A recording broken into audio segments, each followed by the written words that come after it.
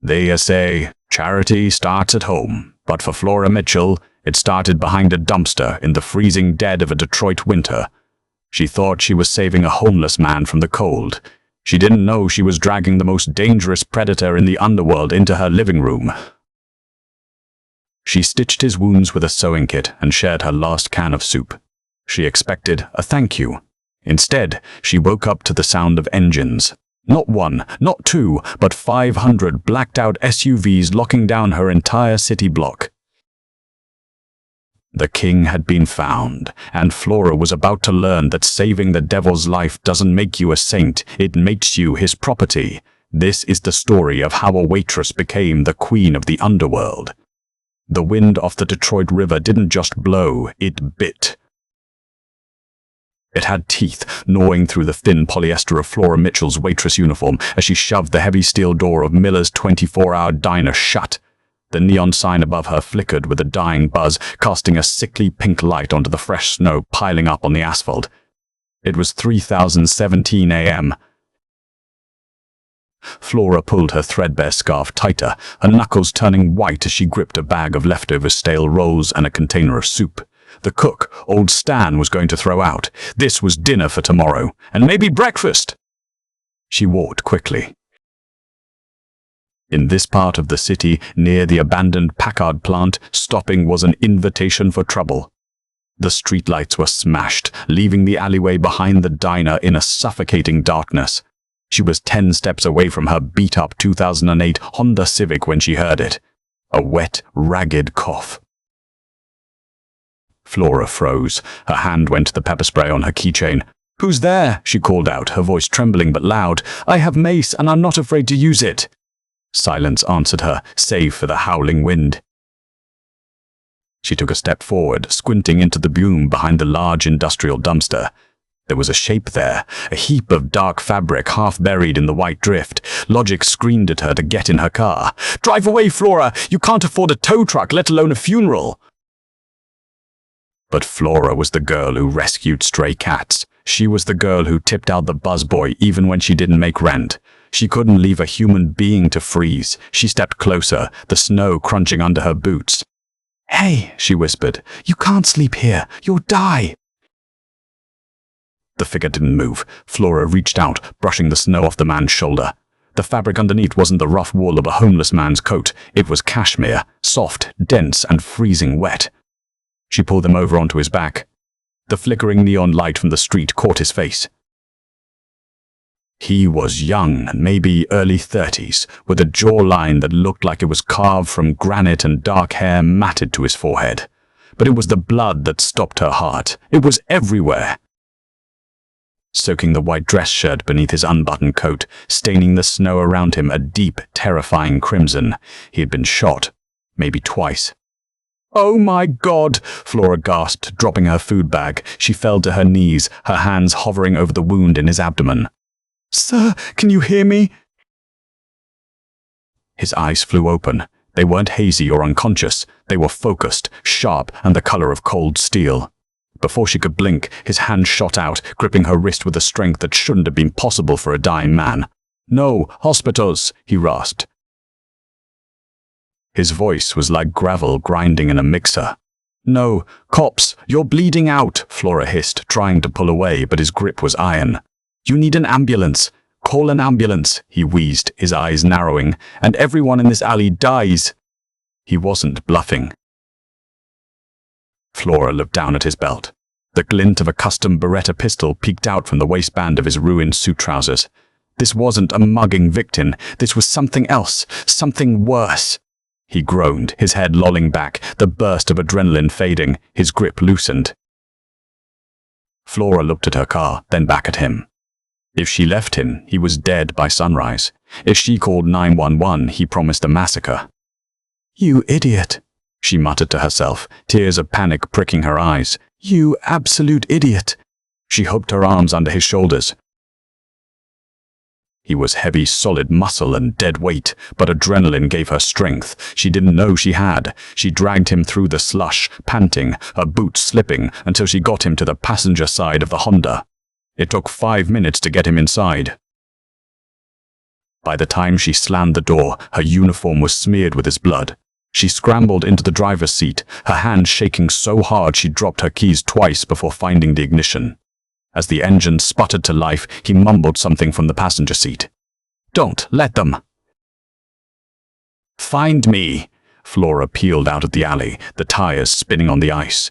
"Don't worry," she whispered, her heart hammering against her ribs like a trapped bird. "Nobody looks at people like us." Flora's apartment was a fourth-floor walk-up in a building that smelled permanently of boiled cabbage and damp drywall. Getting him up the stairs had been a nightmare. He had regained enough consciousness to stumble along with her help, but he left a trail of red droplets on the linoleum that she would have to scrub with bleach before the sun came up. She dumped him onto her small thrift store sofa. The apartment was freezing. The landlord, Mr. Segg, Henderson, saved money by turning off the boiler between midnight and 6 a.m. Flora locked the door, engaging all 3 deadbolts. She ran to the bathroom, grabbing her first aid kit. It wasn't a standard box of Band-Aids. Flora's mother had been a veterinary nurse before she passed, and Flora had kept her old kit. It had things normal people didn't have: surgical scissors, curved needles, forceps, and antiseptic that stung like hell. She rushed back to the living room. He was shivering violently now, shock setting in. "I need to cut your shirt," she said, her voice steadying. She was in survival mode now. He didn't argue. He watched her through half-lidded eyes as she took the scissors to the 500 shirt, exposing the ruin of his torso. There were 2 bullet holes. One was a graze across his ribs, painful but not fatal. The other was lower, just above the hip bone. It was deep, but there was an exit wound. The bullet had passed through. "Lucky," she muttered. "You're incredibly lucky." "Skill," he grunted, wincing as she poured peroxide over the wounds. He didn't scream. He didn't even make a sound, just clenched his jaw until a vein popped in his forehead. "I have to stitch this," Flora said, holding up the needle. "I don't have anesthesia." "I have Tylenol and a bottle of cheap whiskey my ex-boyfriend left here 2 years ago." "Whiskey?" he demanded. She fetched a bottle of Jack Daniels and a glass. He ignored the glass, taking the bottle and downing a quarter of it in one long swallow. He handed it back to her. "Do it." The next hour was a blur of blood and focus. Flora's hands, usually tired from carrying trays, were precise. She stitched the skin with the care of a seamstress working on fine silk. Every time the needle pierced his skin, his muscles rippled, rigid as stone, but he stared at the ceiling, counting the cracks in the plaster. When she tied the final knot and taped the gauze down, she was sweating despite the cold room. "Who are you?" he asked. His voice was clearer now, the alcohol and the pain mixing into a dangerous slur. "Flora," she said, gathering the bloody cotton balls into a trash bag. "Just Flora! Why did you help me, Flora?" She paused, looking at him. His face was pale, but the danger radiating off him hadn't diminished. It had only sharpened. "Because I'm stupid," she said honestly. "And because I couldn't watch you die." He looked at her. Really looked at her for the first time. He took in the frayed cuffs of her uniform, the tired circles under her hazel eyes, the defiance in her posture. "You have no idea who I am, do you? You have a gun and a suit that costs more than my car," Flora said, standing up. "You're trouble, that's who you are." He tried to laugh, but it turned into a cough. "I'm Alessio." "Okay, Alessio, you take the couch. I have work at 10 a.m. If you're not gone by the time I get back, I'm calling the cops, massacre or not." She threw a heavy wool blanket over him, one she had knitted herself. He grabbed the edge of it, his fingers brushing hers. His skin was burning hot. "You saved me," he whispered, his eyes closing as the exhaustion took over. "I don't forget debts." Flora didn't sleep that night. She sat in a kitchen chair, pushed against her bedroom door, clutching a baseball bat, listening to the ragged breathing of the stranger in her living room. When her alarm went off at 8:30 a.m., silence greeted her. She cracked the door open. The couch was empty. The blanket was folded neatly. The bloody bandages were gone, presumably taken with him. The only evidence he had ever been there was a single 100 bill sitting on her coffee table, stained with a single drop of dried blood. $100, she scoffed, picking it up. Cheapskate. She didn't know it yet, but that 100 was just the down payment. Flora went to work. She served coffee. She wiped tables. She dodged the wandering hands of the regulars. It was a normal day, except for the phantom sensation of Alessio's hot blood on her hands that no amount of scrubbing could wash away. By the time she walked home at 4 p.m., the sky was already darkening. The winter gloom in Detroit was relentless. She turned the corner onto her street, 4th Avenue, and stopped dead in her tracks. Usually, her street was lined with rusted sedans and overflowing garbage cans. Today, it looked like a presidential motorcade had invaded. The street was blocked off at both ends. Massive black Chevrolet Suburbans and Cadillac Escalades were parked bumper to bumper, their engines idling, sending plumes of white exhaust into the frigid air. Men in dark tactical gear stood on every corner, their breath visible, their hands resting near their waists. It wasn't just a few cars, it was an army. "What is going on?" Flora whispered. A neighbor, Mrs. Gable, was peeking out from behind her curtains, terrified. Flora tried to turn around to walk away, but a man in a long wool coat stepped out from behind an SUV. He was huge, with a scar running down his cheek and an earpiece coiling into his collar. "Miss Mitchell?" he asked. It wasn't a question. "Who's asking?" Flora gripped her purse strap, her heart hammering a frantic rhythm against her ribs. "He is waiting for you." "Who?" The man didn't answer. He simply gestured toward the entrance of her apartment building. The front door, usually stuck, was propped open. 2 more guards stood there. Flora felt the urge to run, but where? They had the street locked down. There were easily 50 men visible, and likely more inside. 500 SUVs might have been an exaggeration in the heat of the moment, but looking at the sea of black metal stretching 3 blocks down, it felt like an invasion. She walked past the guards. They didn't touch her. They actually bowed their heads slightly. She climbed the stairs. The smell of cabbage was gone, replaced by the scent of expensive cologne and ozone. When she reached her floor, her door was gone, not open gone. It had been taken off the hinges. She stepped inside her tiny apartment. It was unrecognizable. Her thrift store furniture had been pushed to the side.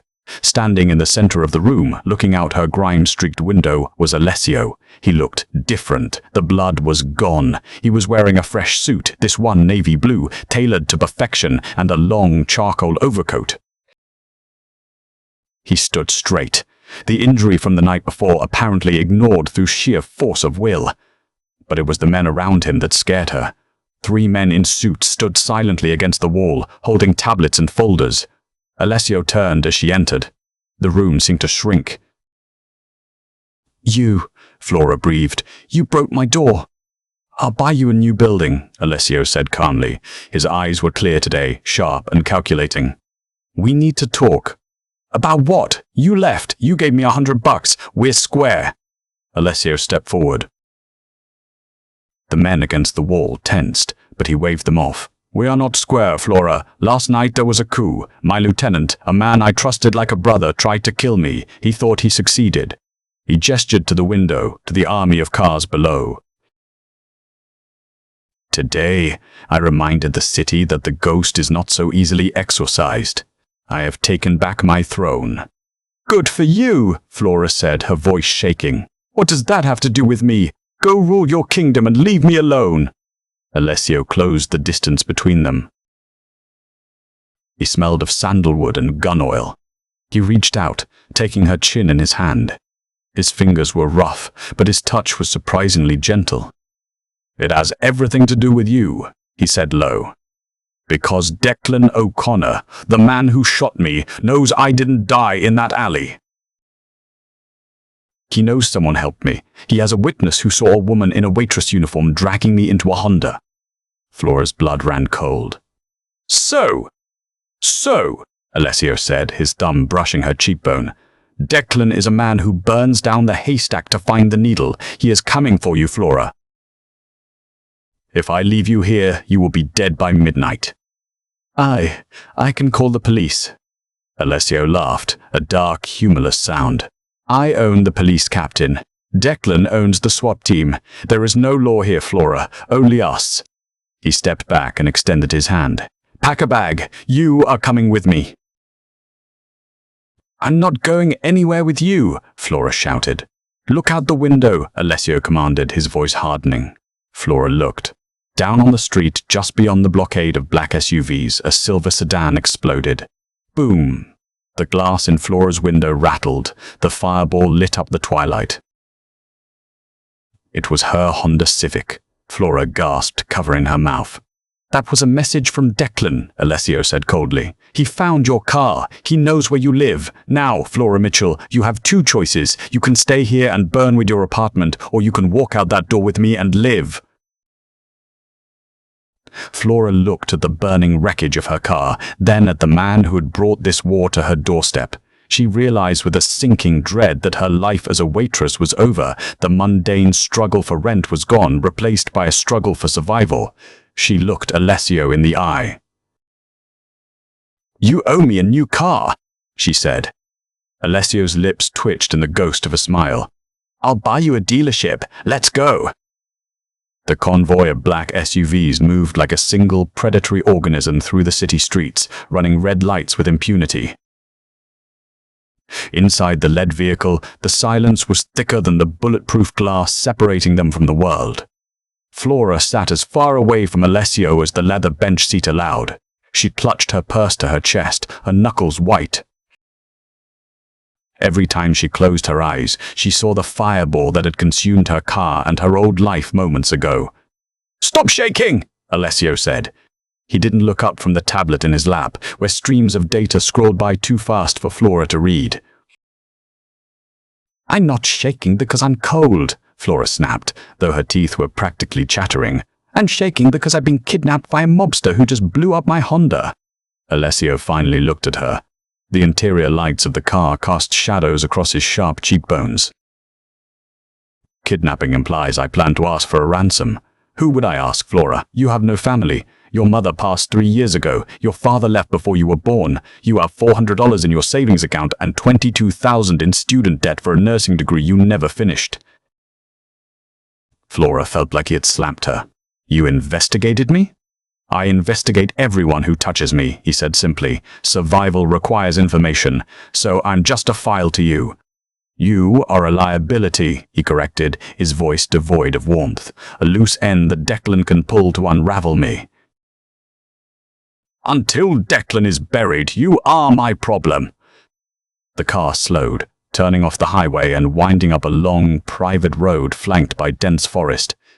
They were heading toward Grosse Pointe Shores, where the old money lived. But the gates they approached weren't just wrought iron. They were reinforced steel, flanked by guard towers that looked more like a military checkpoint than a residential entrance. The gate swung open. The estate was a sprawling, modern fortress of glass and dark stone, perched on the edge of the freezing lake. It was beautiful, cold, and imposing, just like its owner. As the car stopped, the door was opened by the giant bodyguard from earlier. Alessio stepped out, buttoning his coat. Flora followed, shivering as the wind off the lake hit her. Welcome to Blackwood, Alessio said. Inside, the house was a cavern of marble and minimalist art. It was spotless, smelling of lemon and cold air. A line of staff stood waiting in the foyer. 2 maids, a chef, and an older woman with a face like a dried apple and eyes like flint. This is Martha, Alessio said, gesturing to the older woman. She runs the house. She will get you settled. Martha stepped forward, her gaze sweeping over Flora's cheap waitress uniform with barely concealed judgment. I've prepared the East Wing suite, sir. Should I burn these clothes? Hey, Flora stepped forward. These are my clothes. Burn them, Alessio ordered, walking past them toward a set of double doors. Get her something that doesn't smell like grease and desperation. And Martha, put a guard on her door. She doesn't leave the room tonight. Wait, Flora yelled, chasing after him. You can't just lock me up. I have a job. I have a life. Alessio spun around, his movement so fast, Flora nearly ran into his chest. He loomed over her, his presence suffocating. "You had a job," he hissed, his voice dropping to a dangerous whisper. "You had a life. Now you have a target on your back." "Do you think Declan cares that you serve pancakes? He will peel the skin from your bones just to ask what you saw that night in the alley. I am not locking you up to punish you, Flora. I am locking you up because the wolves are at the door, and you are a lamb." He leaned in closer, his grey eyes boring into hers. "Be a good girl, Flora. Survive the night. We can discuss your rights when we aren't being hunted." He turned and disappeared into his study, the heavy doors slamming shut with a finality that echoed through the hall. Martha gripped Flora's arm. Her grip was surprisingly strong. "Come with me, miss. It's best not to argue with the Don when he's in a mood." Flora was marched up a sweeping staircase, down a long corridor, and pushed into a room that was bigger than her entire apartment. It had floor-to-ceiling windows overlooking the dark lake, a king-sized bed and a walk-in closet filled with clothes that still had tags on them. "How?" Flora touched a silk blouse. "How did he know my size? He knows everything," Martha said from the doorway. "Dinner will be brought to you." "Do not try to leave. The windows are bulletproof and alarmed. The door will be locked." "This is prison," Flora whispered. "It's a palace, dear," Martha said, her face softening just a fraction. "Better to be a bird in a gilded cage than a corpse in a ditch." The door clicked shut. The lock turned. Flora stood in the silence of the luxurious room. She walked to the window, pressing her hand against the cold glass. Down below, in the grounds, she saw men with assault rifles patrolling the perimeter with dogs. She wasn't a guest. She was a possession. But Flora Mitchell was not a woman who gave up easily. She went to the bathroom, washed the diner grease off her face, and stared at herself in the mirror. "He thinks I'm a lamb," she told her reflection. "He's wrong." She didn't sleep in the silk pajamas. She slept in her jeans and a sweater she found in the closet, sitting in a chair facing the door, a heavy brass lamp in her lap. If Alessio or anyone else came through that door tonight, they were going to learn that even lambs could bite. 3 days passed in the gilded cage. Flora saw Alessio only in passing. He was a ghost in his own house, always surrounded by men in suits, speaking in hushed, urgent tones. The tension in the estate was ratcheting up. Every time a phone rang, hands went to holsters. Flora, however, was bored out of her mind. She had explored every inch of the East Wing. She had read 3 books from the library. She had argued with Martha about doing her own laundry. Martha refused. On the 4th evening, the boredom broke. Martha entered Flora's room carrying a garment bag. "The Don requires your presence at dinner tonight." "Tell the Don I'm not hungry," Flora said from the window seat, not looking up from her book. "It wasn't a request," Martha said, unzipping the bag. "He is hosting the capos, the heads of the families. He needs to show strength. That includes stability." "I'm his stability," Flora scoffed. "I'm his prisoner. You are the woman who saved his life. Rumors are spreading that he is weak, that he is dying. He needs to show you off, to show that he has conquered the woman who saw his vulnerability." Flora looked at the dress. It was emerald green, velvet, backless, and devastatingly elegant. It was armor, disguised as fashion. "Fine," Flora said, standing up. "If he wants a show, I'll give him a show." An hour later, Flora descended the grand staircase. She had pinned her hair up, exposing the long line of her neck. The dress hugged her curves like a second skin. Alessio was waiting at the bottom of the stairs. He was wearing a tuxedo, looking every inch the king of the underworld. When he looked up and saw her, his conversation with his lieutenant, Silas, died in his throat. His eyes tracked her every step. For a second, the cold calculation in his gaze vanished, replaced by a raw, hungry heat. "You clean up well, Flora," he said as she reached the bottom step.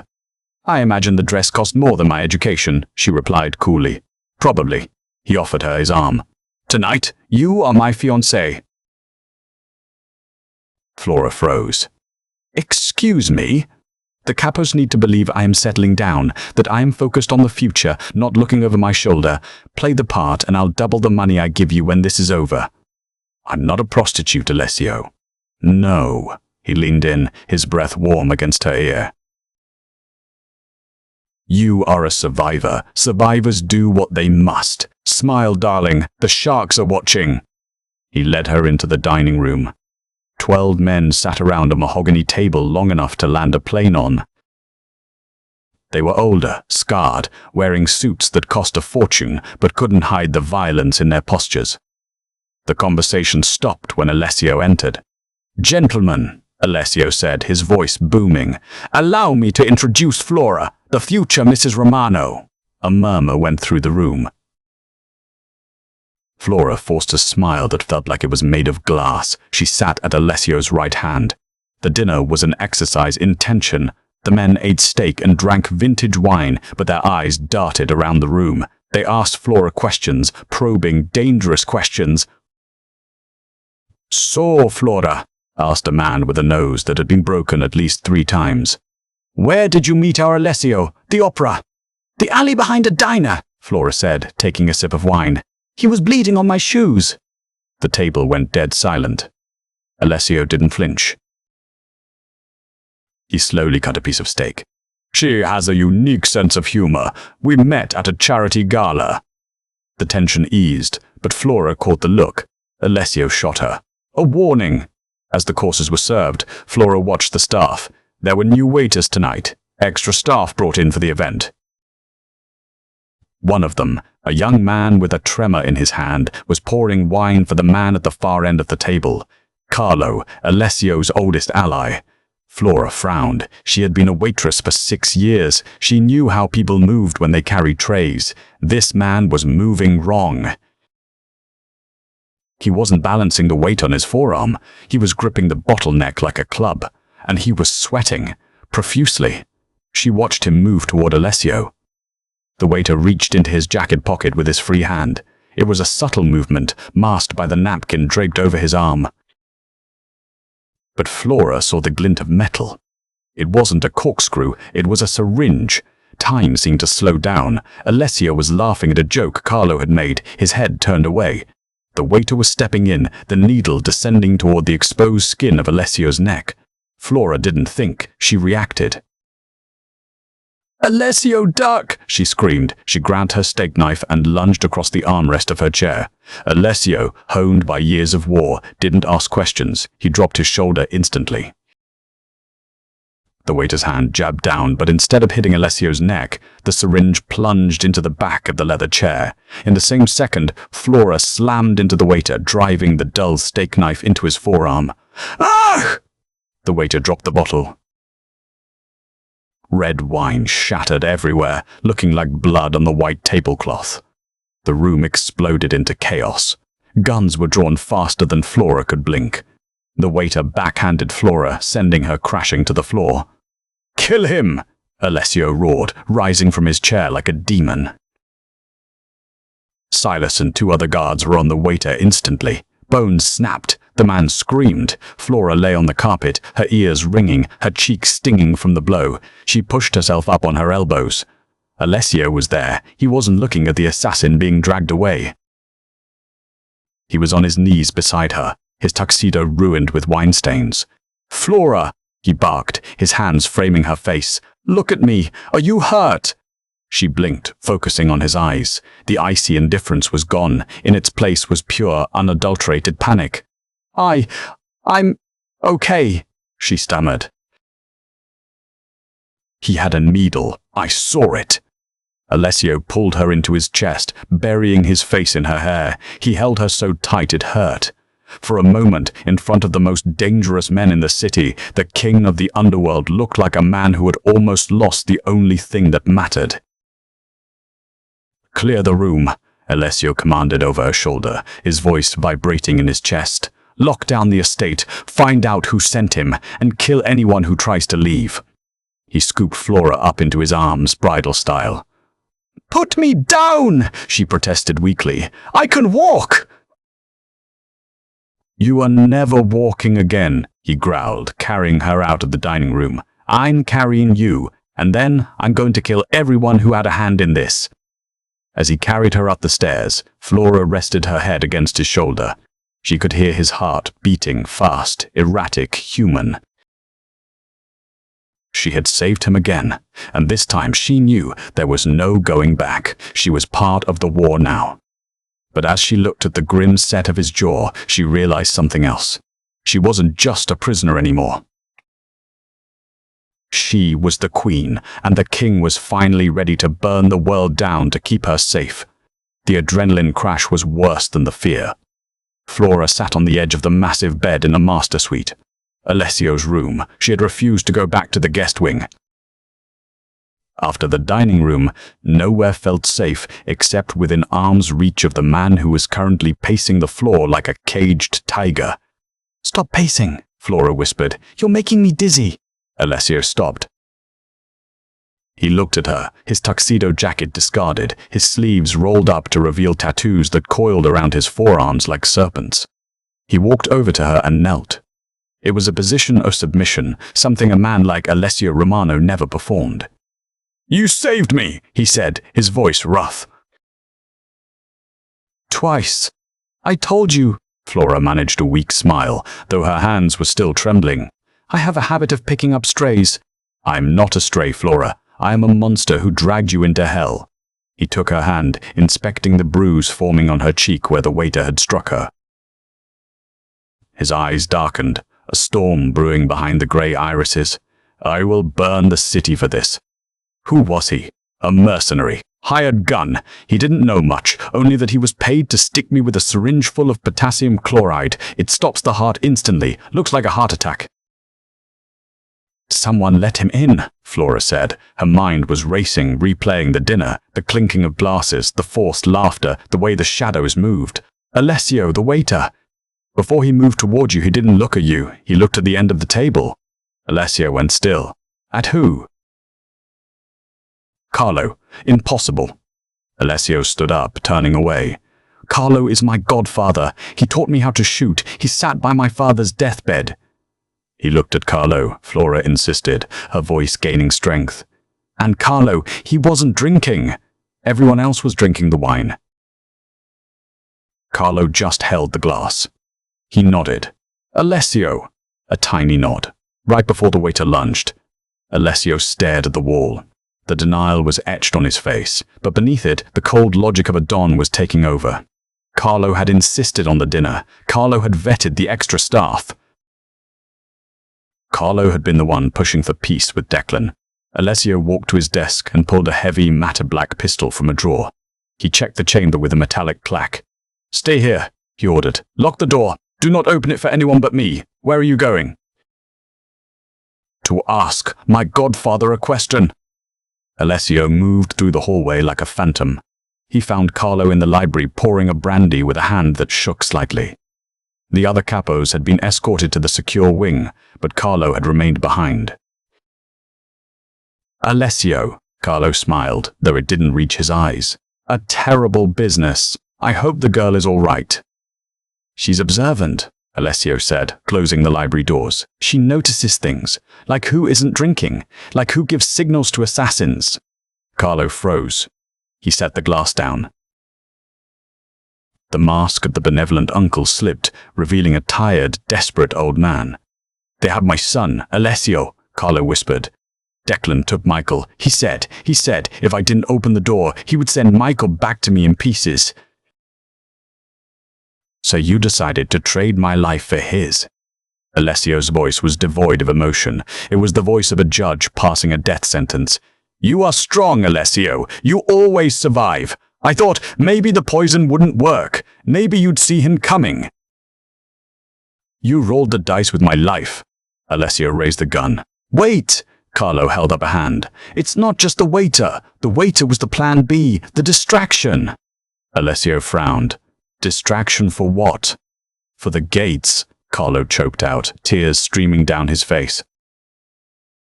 "I disabled the perimeter alarms, Alessio. I had to. They are already here." Boom! The library window shattered inward as a rocket-propelled grenade impacted the outer wall. The explosion threw Alessio to the ground.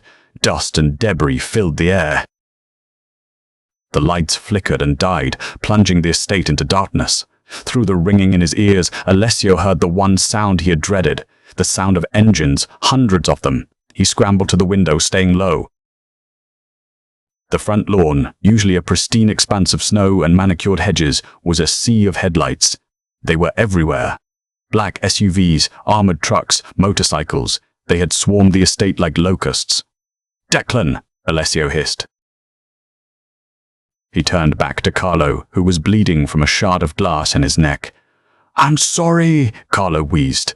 Alessio didn't waste a bullet. He stepped over the traitor's body and ran. He didn't run for the exit. He ran for the stairs. He ran for Flora. The world didn't go black. It went red. Flora coughed violently, her lungs seizing as acrid smoke filled the corridor of the east wing. The explosion from the library had blown out the main breakers, plunging the estate into a terrifying crimson gloom lit only by the strobe-like flashing of emergency alarms. The sound was deafening, a high-pitched whine of sirens layering over the guttural roar of automatic gunfire erupting from the floor below. She tried to stand, but the floor tilted, or maybe her head was spinning. She looked down at her emerald velvet dress. It was torn at the hem, stained with soot and the dark splatter of wine that looked too much like blood. "Flora!" The voice cut through the chaos like a blade. Alessio materialized through the smoke, a demon rising from the pit. His tuxedo jacket was gone, his white shirt ripped open to reveal the tattoos on his chest, and his face was smeared with dust and drywall.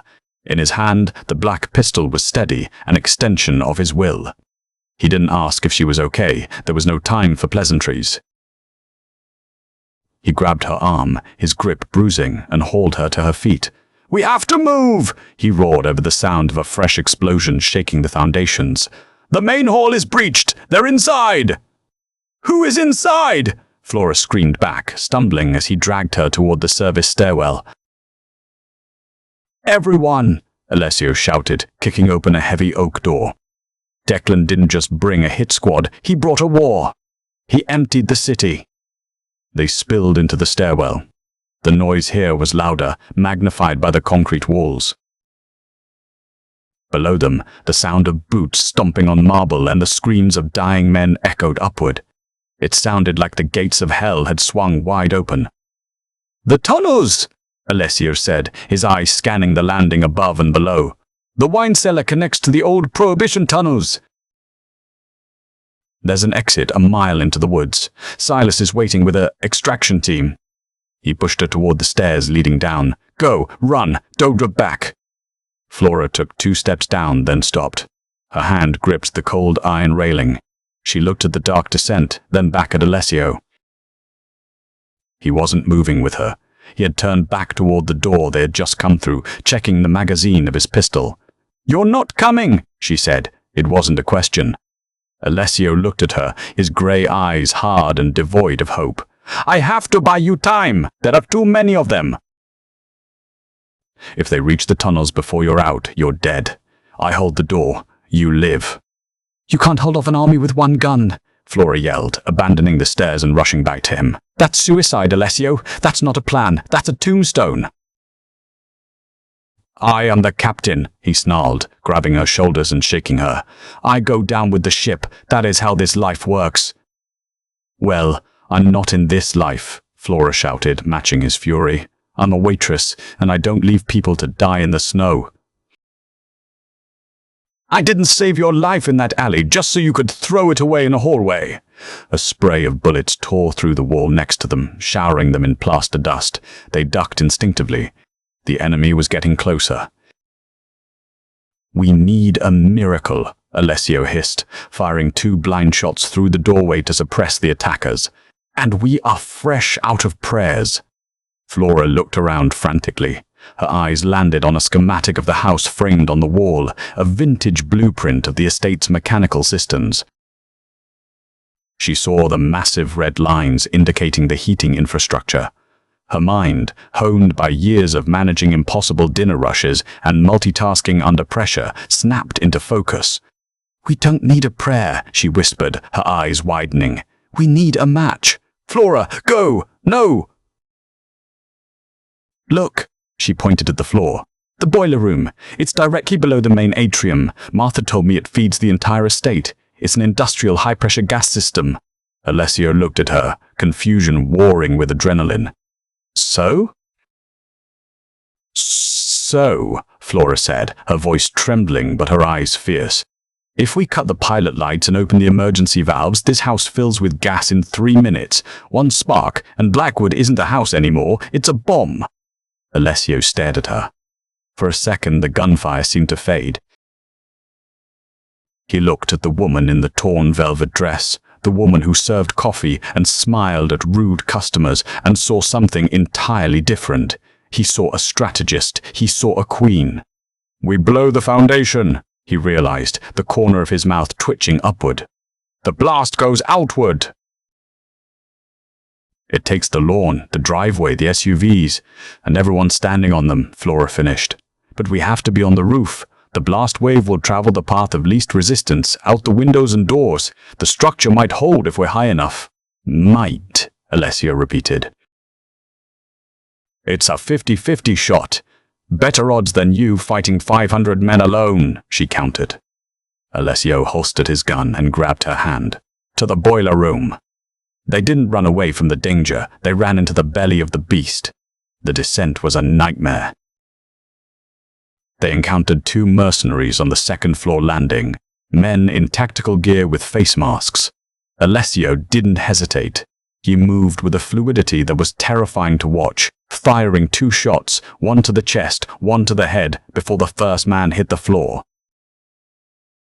The second man raised his rifle, but Flora swung the heavy fire extinguisher she had grabbed from the wall, slamming it into the back of his knees. He buckled, and Alessio finished it.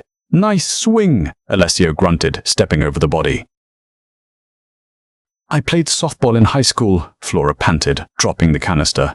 They reached the basement levels. The heat here was oppressive. The boiler room door was locked, a heavy steel bulkhead. Alessio fired 3 rounds into the lock mechanism and kicked it open. Inside, the roar of the furnaces was deafening. Pipes the size of tree trunks crisscrossed the ceiling. Where are the valves? Alessio yelled over the noise. There!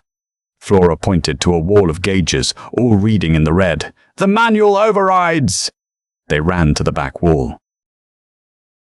The wheels were rusted, painted shut with layers of industrial enamel.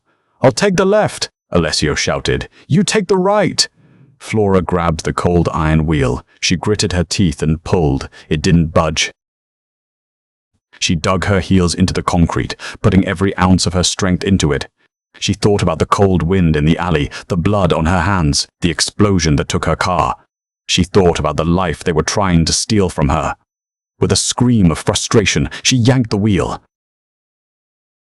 Metal screeched against metal, paint chipped, and the wheel turned. A hiss started low at first, then rising to a shriek. The smell of rotten eggs hit them instantly. It's open! She choked out. Move! Alessio grabbed her. Up! All the way up! They sprinted back to the stairs. The gas was chasing them, an invisible predator filling the lungs of the house. They bypassed the ground floor, where the battle was raging. They could hear Declan's men shouting orders, securing the perimeter. They didn't know they were standing on a volcano. Flora's lungs burned. Her legs felt like lead, but Alessio's hand never left hers. He pulled her up flight after flight, past the burning bedrooms, past the shattered library, until they burst through the access door onto the slate roof. The freezing wind off Lake St. Clair hit them, clearing the gas from their heads. They ran to the stone parapet and looked down. The sight was apocalyptic. The pristine snow was gone, churned into black mud by hundreds of tires. The driveway was a gridlock of black SUVs. Floodlights mounted on trucks illuminated the front of the house, turning night into day. And there, standing on the hood of an armored Humvee, was Declan. He was wearing a white trench coat, looking like a victorious general surveying a conquered city. He held a megaphone. "Romano!" Declan's voice boomed, amplified across the grounds. "Come out! It's over!" "I have the deeds. I have the roots. I have the city. Don't make me burn you out." Alessio stood tall on the edge of the roof, the wind whipping his torn shirt. He looked down at the man who had betrayed him, the man who had threatened the woman he loved. He reached into the emergency box mounted on the chimney stack and pulled out a heavy orange flare gun. "He thinks he's won," Flora whispered, standing beside him. She wasn't shaking anymore. "He has," Alessio said calmly, breaking the barrel of the flare gun to check the load. "He won the battle." But he forgot who owns the battlefield. Alessio didn't aim at Declan. He aimed the flare gun at the large, square ventilation shaft that protruded from the roof, the main intake for the heating system, the direct line to the gas-filled basement. "Do you trust me?" Alessio asked, his eyes locking onto hers. In the chaos, there was a sudden, profound stillness between them. "I trusted you with a needle and thread in a dirty apartment," Flora said, squeezing his hand. "I trust you with this." Alessio kissed her forehead, a brief, fierce contact. Then he turned to the vent. "Checkmate," he whispered. He pulled the trigger. The flare hissed as it arced through the air, a streak of red phosphorus diving into the darkness of the shaft. 1 second, 2 seconds, 3. Declan looked up, confused by the lack of surrender. He saw the red glow emanating from the vents below. His eyes went wide. The earth didn't just shake, it shattered. The explosion was a physical blow that punched the air from the sky. The ground floor of Blackwood Estate simply ceased to exist. The blast wave erupted outward with the force of a tactical airstrike. Windows blew out in a shower of diamond dust. The heavy oak doors disintegrated. A wall of fire, blue and orange, rolled across the lawn, swallowing the SUVs, the floodlights, and the men. The ground rippled like water, tossing 3-ton vehicles into the air like toys. On the roof, the stone structure groaned and shifted. Alessio threw Flora to the slate, covering her body with his own, shielding her head as the chimney stack collapsed and fire roared up the sides of the building. The heat was intense, stinging the hair on his arms, but the main force of the blast had gone outward, just as Flora predicted. The noise went on forever, a crumbling, roaring, tearing sound. And then, silence. Broken only by the crackle of flames and the distant wail of sirens. Alessio rolled off Flora. He coughed, spitting out dust. He checked her immediately, his hands frantic. "Flora! Flora!" she groaned, pushing herself up. Her face was black with soot, her dress was in tatters, but her eyes were bright. I'm okay. Did we get them?" Alessio stood up and walked to the edge of the ruined roof. The front lawn was a crater. The army of 500 SUVs was a graveyard of twisted, burning metal. The snow was gone, replaced by scorched earth. In the center of the devastation, the armored Humvee was upside down, burning. There was no movement. The coup was over. The threat was vaporized. Alessio let out a long breath, the tension leaving his shoulders. He turned back to Flora. She was standing there, the glow of the fire framing her silhouette. She looked wild and beautiful and terrifying. She wasn't a waitress from Miller's Diner anymore. She had been forged in the fire of this night into something stronger. He walked over to her, taking her hands in his. They were both shaking now, the adrenaline fading into shock. "My house," Alessio said, a dry chuckle escaping his lips as he looked at the smoking ruin. "I really liked that library. It had first editions." "I prefer open concepts," Flora said, her voice raspy, "more natural light." Alessio looked at her. He looked at the soot on her cheek, the fierce set of her jaw. He realized that if he lived 1,000 years, he would never find another woman who would blow up a mansion to save him. He dropped to one knee, not in submission, but in devotion. "Marry me," he said. It wasn't a question. It wasn't a strategy to appease the capos. It was the only logical conclusion to the night. Flora looked down at him. Behind them, the blue lights of police cars were finally flashing at the distant gates. The real world was coming back, but they weren't part of the real world anymore. They were something else. She smiled, and it was the sharp, dangerous smile of a woman who knew exactly what she was worth. "Ask me again," she whispered, leaning down to kiss him, tasting the smoke and victory on his lips. "After you buy me that dealership." Alessio laughed, pulling her into his arms as the sirens grew louder. The king and queen of the underworld stood on the ashes of their enemies, ready to build a new kingdom, and this time nobody would dare stand in their way. And that, ladies and gentlemen, is why you never judge a book by its cover or a waitress by her apron. Flora didn't just survive the mafia, she conquered it. From stitching up wounds in a freezing apartment to blowing up a mansion to save the man she loved, she proved that loyalty is the most dangerous weapon of all. If you enjoyed this roller coaster of romance, betrayal, and explosive revenge, smash that like button right now. It helps the channel immensely. What would you have done if you found Alessio in that alley? Let me know in the comments below. Don't forget to subscribe and hit the bell icon so you never miss a story. Thanks for watching, and I'll see you in the next video.